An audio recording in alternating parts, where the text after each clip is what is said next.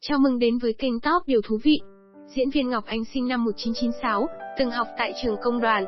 Trước khi trở thành diễn viên, cô từng là một gương mặt nổi bật trong làng người mẫu ảnh. Ngọc Anh lấn sân sang diễn xuất sau khi tham gia nhiều TVC quảng cáo, clip hài, phim ngắn. Cô bắt đầu con đường nghệ thuật thông qua vai diễn đầu tiên trong web drama Học đường người ở bên khi tôi 16. Trong những năm gần đây, Ngọc Anh được biết đến qua nhiều bộ phim như Chạy trốn thanh xuân, Mùa xuân ở lại, Lửa ấm.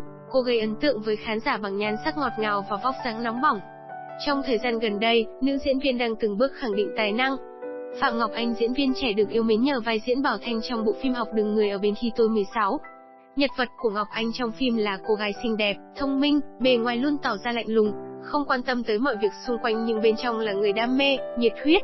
Trước khi tham gia nghệ thuật thứ 7, Ngọc Anh từng hoạt động nghệ thuật nhưng chủ yếu làm người mẫu ảnh. Mặc dù chưa có kinh nghiệm diễn xuất, chưa tham gia lớp học diễn xuất nào nhưng Ngọc Anh vẫn tham gia casting. Ngọc Anh muốn thử sức ở một lĩnh vực mới cho đỡ phí thanh xuân. Người ở bên khi tôi 16 là bộ phim đầu tiên Ngọc Anh may mắn tham gia. Đang là sinh viên năm 4 trường Đại học Công đoàn nhưng Ngọc Anh vẫn hóa thân rất ngọt vào vai nữ sinh 16 tuổi. Để nhân vật sát với lứa tuổi 16, Ngọc Anh chọn cách trang điểm, ăn mặc và làm tóc nhẹ nhàng, trẻ trung. Ngọc Anh muốn giữ chút gì đó trong sáng cho nhân vật, cô muốn thể hiện Bảo Thanh chảnh, kiểu trầm tĩnh hơn là cong cớn, sắc sảo. Tính cách của Ngọc Anh và nhân vật Bảo Thanh có nhiều điểm tương đồng, cùng sở hữu tính cách đối lập trong ấm ngoài lạnh nên việc hóa thân vào nhân vật không gây quá nhiều trở ngại với Ngọc Anh. Cô tiếp tục góp mặt trong phim Chạy trốn thanh xuân với vai Thùy, một nữ sinh viên hiền lành, đảm đang và khéo léo. Nhờ vậy, nhân vật này khiến Duy, chàng sinh viên trường xây dựng say như điếu đổ. Vào vai thứ chính, Ngọc Anh để lại nhiều ấn tượng với khán giả bởi vẻ đẹp đầy nữ tính. Mới đây, nữ diễn viên này đã có những chia sẻ về vai diễn này. Cô kể trong một cảnh diễn với mẹ ở nhà chủ, mẹ làm giúp việc, đạo diễn Nguyễn Đức Hiếu đã rất không ưng cách thể hiện của mình khi cảm thấy mình chưa đủ tình cảm ở bên trong. Sau 2 lần nói mãi mà tình hình vẫn chưa khá khẩm, anh Hiếu đã ức chế và mắng. Ngay sau đó nước mắt mình đã chảy. Cảnh đó cuối cùng cũng đơn. Thừa nhận những giọt nước mắt đó có một phần là áp lực khi bị mắng, nhưng phần lớn hơn là cảm thấy mình thật bất tài vô dụng khi không làm được một việc cần làm. Và đó cũng chính là cảm xúc của nhân vật khi ấy. Việc nhập được đúng vào tâm lý nhân vật là điều quyết định cảnh diễn của bạn phiêu tới đâu. Sau cảnh đó thật sự rất cảm ơn đạo diễn vì đã xúc tác cho Thùy như vậy và mình đã có thể dễ dàng trao đổi với anh Hiếu nhiều hơn về tâm lý nhân vật, về cảnh diễn mà không rụt rè nữa. Mãi về sau này mình mới biết, sở dĩ anh Hiếu phải làm thế bởi cảnh sau đó của Thùy và mẹ ở bến tàu mình đã làm được một cách rất thuyết phục. Vậy nên buộc ở những cảnh liên quan mang tính bắt nối cảm xúc, mình phải đủ cảm xúc để tránh bị vênh, nó sẽ làm rất phí cảnh mà mình làm tốt. Thật sự, có những điều tưởng như rất nhỏ nhưng nó lại là những mắt xích rất quan trọng đảm bảo cho bộ phim cuốn và liền mạch. Ngọc Anh, diễn viên vào vai Thùy trong Chạy trốn thanh xuân, kể lại một kỷ niệm khi ghi hình. Trong một cảnh diễn với mẹ ở nhà chủ, mẹ làm giúp việc, đạo diễn Nguyễn Đức Hiếu đã rất không ưng cách thể hiện của mình khi cảm thấy mình chưa đủ tình cảm ở bên trong. Sau 2 lần nói mãi mà tình hình vẫn chưa khá khẩm, anh Hiếu đã ức chế và mắng. Ngay sau đó nước mắt mình đã chảy. Ngọc Anh sở hữu thân hình chuẩn với chiều cao 1m68 và số đo 3 vòng là 83-60-90.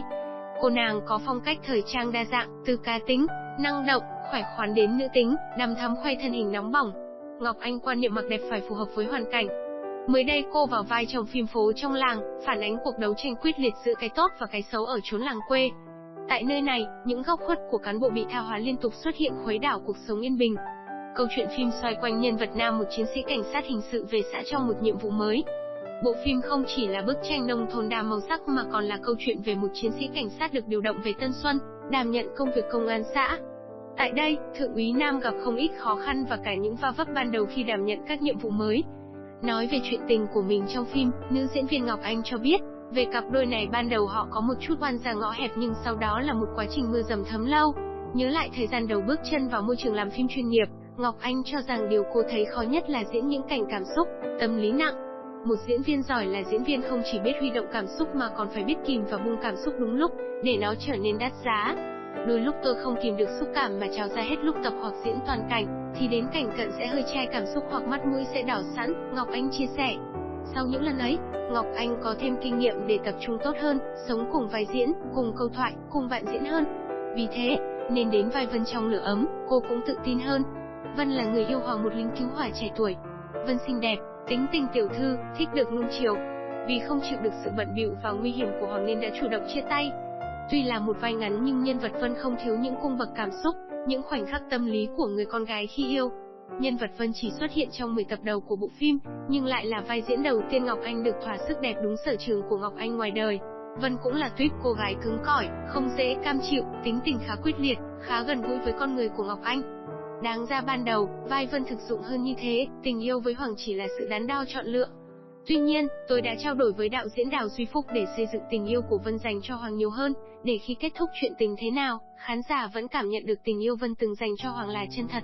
Ngọc Anh chia sẻ, dù chỉ theo đoàn làm phim Lửa Ấm trong một thời gian ngắn, nhưng nữ diễn viên luôn cảm thấy gắn bó, vui vẻ. Đạo diễn Đào Duy Phúc rất dịu dàng và tâm lý, anh Mạnh Quân người đóng vai Hoàng thì hiền, ga lăng và vui tính.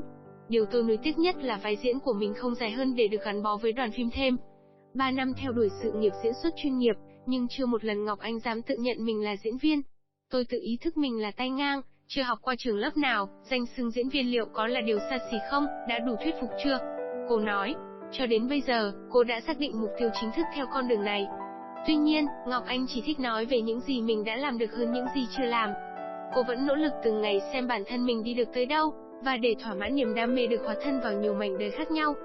Dù chỉ mới tham gia ở những vai phụ nhưng Ngọc Anh không quan trọng điều đó. Tôi chỉ buồn khi không diễn được hơn là nhận vai chính hay phụ. Tôi hiểu, diễn viên để đảm nhận những vai chính truyền hình cũng cần bề dày kinh nghiệm và thực lực nhất định. Có lẽ, tôi còn quá mới và cần thời gian để thử thách. Cứ có tâm với từng vai diễn mình nhận và có niềm tin lớn với việc mình làm thôi, không so bì và suy nghĩ tiêu cực, nữ diễn viên sinh năm 1996 tâm sự. Song song với dự án phim Lửa Ấm, trong năm 2020, Ngọc Anh cũng hoàn thành vai Hân trong bộ phim truyền hình Mặt nạ hạnh phúc. Đây là vai chính đầu tiên và cũng là cơ hội hiếm hoi cô được làm việc cùng các cây đa cây đề trong làng diễn như nghệ sĩ nhân dân Trung Anh, nghệ sĩ ưu tú Triều Xuân, nghệ sĩ ưu tú Mạnh Cường. Cô bày tỏ sự hứng khởi, thử thách này mang đến cảm giác rất đã. Vai chính khó, mệt hơn nhiều, cảnh quay dồn nhiều hơn, thời gian nghỉ ngơi rất hiếm và đòi hỏi sự tập trung cao hơn. Gần như suốt thời gian quay phim, tôi chỉ sống cùng nhân vật. Vai diễn mới này có nhiều cảnh nội tâm, khác hẳn với các dạng vai cô từng tham gia trước đây. Nhân vật luôn trong tâm trạng u ám, đầy hận thù ẩn sau chiếc mặt nạ ngây thơ, hiền lành. Trước đến giờ, tôi vốn rất cuồng, các dạng vai mâu thuẫn, tâm lý, nội tâm phức tạp nên có thể nói đây vừa là thử thách vừa là một sự kích thích. Nữ diễn viên chia sẻ thêm, Ngọc Anh luôn chú trọng sự tập trung trong diễn xuất. Trước khi bắt đầu những cảnh tâm lý cô không bao giờ đùa cười hay để tâm trạng của bản thân bị bay quá xa khỏi nhân vật. Để vào vai tốt nhất, diễn viên không gồng mình hay căng thẳng nhưng tuyệt nhiên không được mất tập trung. Vì là một diễn viên không được đào tạo bài bản nên đó là những gì Ngọc Anh tự cảm nhận, tự hiểu về bản thân để hoàn thiện hơn. Biết mình biết ta trăm trận trăm thắng, cô chia sẻ. Ngoài việc tập trung, cố gắng học hỏi trong từng vai diễn, Ngọc Anh cũng chú trọng việc quan sát, để ý đến cuộc sống xung quanh. Ngay việc xem phim với cô cũng không chỉ là sự giải trí nữa mà còn hướng tới tìm tòi cái hay, cái tốt để học. Nữ diễn viên 9X cũng đang có ý định theo đuổi một lớp học diễn xuất vừa để trau dồi hơn kỹ năng làm nghề vừa hoàn thành điều cô luôn trăn trở, chưa được đào tạo chuyên nghiệp. Với nữ diễn viên, phân đoạn mặn nhất của cô trong Mặt nạ hạnh phúc chính là cảnh Hân bị giàn cảnh để đổ tội tàng tiệu với ông chủ. Vì mất điện, cô trượt chân ngã, ông Tôn nghệ sĩ nhân dân Mạnh Cường vừa tắm xong, đang cởi trần chạy ra đỡ cô lên. Bạn diễn là nghệ sĩ nhân dân Mạnh Cường đáng tuổi cha chú nhưng Ngọc Anh không cảm thấy ngại ngùng chút nào. Cảnh quay cũng diễn ra trơn tru, không phải thực hiện nhiều lần. Hân là vai nữ chính truyền hình đầu tiên của Phạm Ngọc Anh sau rất nhiều vai thứ trong các phim Chạy trốn thanh xuân, Mùa xuân ở lại. Có nhiều cảnh đối đầu với các nghệ sĩ kỳ cựu như nghệ sĩ nhân dân Mạnh Cường, nghệ sĩ nhân dân Trung Anh và nghệ sĩ ưu tú Triều Xuân nhưng cô không áp lực nhiều. Ở hầu hết các phân đoạn, nhân vật của cô đều ở thế làm chủ tình hình. Tuy vậy, Phạm Ngọc Anh cảm nhận được trách nhiệm lớn lao của bản thân khi là nữ chính, đóng vai trò dẫn chuyện và kết nối các nhân vật trong phim. Do đó, cô nghiên cứu rất kỹ kịch bản và tập dượt cẩn thận từ ở nhà trước mỗi cảnh quay. Nhân vật này cũng đem đến cho cô cảm giác thú vị bởi nhiều nét tính cách tương đồng với bản thân như bướng bỉnh, cứng đầu, đã đặt ra mục tiêu gì thì sẽ theo đuổi đến cùng. Bề ngoài hiền lành nhưng Hân thực chất là cô gái thông minh, sắc sảo, giỏi quan sát, khả năng tự vệ cao và luôn làm chủ mọi tình hình dù xung quanh là rất nhiều mưu mô, toan tính hướng vào mình. Trước đây, Phạm Ngọc Anh chủ yếu đóng những vai hiền lành, ngây ngô, thiếu trải nghiệm cuộc sống. Trong khi đó, Hân của Mặt nạ hạnh phúc lại có nhiều chiều tâm lý. Cô xung đột với bà chủ và o xin thuận để bảo vệ bản thân và cụ tính, giấu giếm mọi người nhiều bí mật, lúc nào cũng gồng lên và tỏ ra mạnh mẽ và chỉ bung tỏa sự yếu đuối khi ở một mình. Việc đạo diễn chọn Phạm Ngọc Anh vào vai Hân, cũng vì muốn khán giả ban đầu lầm tưởng rằng cô hiền lành và rồi bất ngờ vì những cú ngoặt tiếp theo. Mục tiêu sắp tới của tôi là chinh phục những kịch bản hay, những vai diễn có màu sắc lạ. Tôi vẫn luôn cố gắng để sớm được mời hóa thân vào một vai diễn nữ cường. Ngọc Anh bộc bạch. Cô cho biết, nghề diễn viên là công việc mà mình đang nghiêm túc theo đuổi, thậm chí cô đã rời lại một số kế hoạch kinh doanh khác để có thể tập trung hoàn toàn cho đóng phim.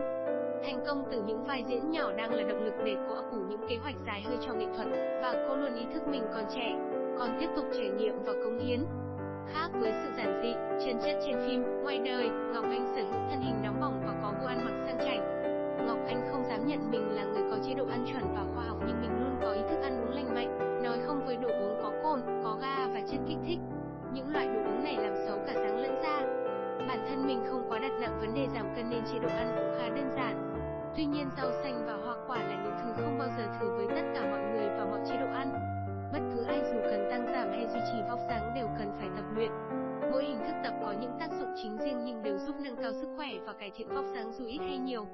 Tất cả các hình thức tập mình đều đã trải nghiệm, hiện tại mình chọn tập tạ và yoga. Trong đó yoga là chính. Với Ngọc Anh, điều quan trọng là khi không có thời gian đến phòng tập mình vẫn cố dành ít nhất 15 phút ở nhà tập workout. Chúng ta phải cố gắng rèn cho bản thân thói quen không đi tập là ngứa ngáy, bứt rứt thì việc đẹp lên từng ngày sẽ dễ như cơm bữa. Về tập tạ, Ngọc Anh tập trung vào cơ bắp nhiều nhất để thay đổi hình dáng cơ thể. Bên cạnh đó, mình tập yoga để tạo sự dẻo dai và thư giãn tinh thần. Nếu như tập tạ làm bạn trở nên mạnh mẽ quyết đoán theo một số nghiên cứu dễ làm một số người trở nên nóng tính hơn, thì yoga sẽ cân bằng lại tinh thần giúp bạn nhẹ nhàng hơn. Tuy nhiên tác dụng giảm cân, cắt nét cơ thể ở yoga không quá nhiều và sẽ mất thời gian hơn. Cảm ơn các bạn đã quan tâm theo dõi, nhớ bấm đăng ký kênh và theo dõi những video tiếp theo của chúng tôi nhé. Chúc các bạn luôn vui vẻ, hạnh phúc trong cuộc sống.